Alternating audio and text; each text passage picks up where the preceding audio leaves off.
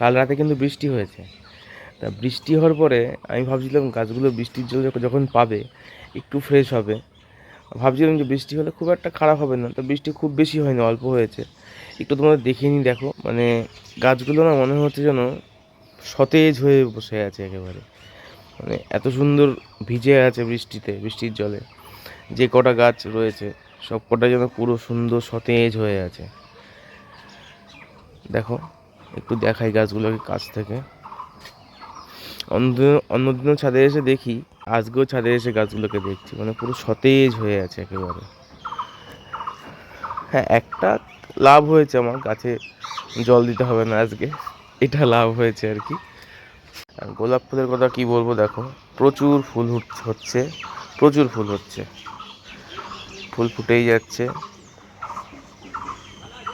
এই যে এইসব গাছগুলোতে।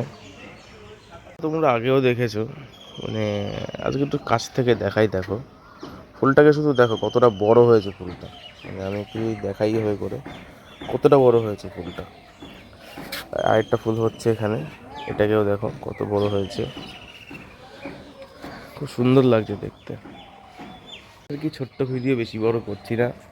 যারা ছাদ বাগান করছো বা গাছ লাগাচ্ছো, গাছের প্রতি তোমরা খুব যত্ন নিচ্ছ, ভালো করে যত্ন নাও, খুব ভালো লাগবে। আর সত্যি কথা বলছি, আমার তো গাছ নিয়ে থাকতে সবসময় ভালো লাগে আর কি। যাই হোক, যারা এখন চ্যানেলটা সাবস্ক্রাইব করেনি সাবস্ক্রাইব করে দিও। টাটা। আর তোমাদের আরেকটা কথা বলে দিই, আমি যে গ্রাফটিং করেছিলাম তার মধ্যে কিন্তু 60% সাকসেস রেট পাচ্ছি এখনও।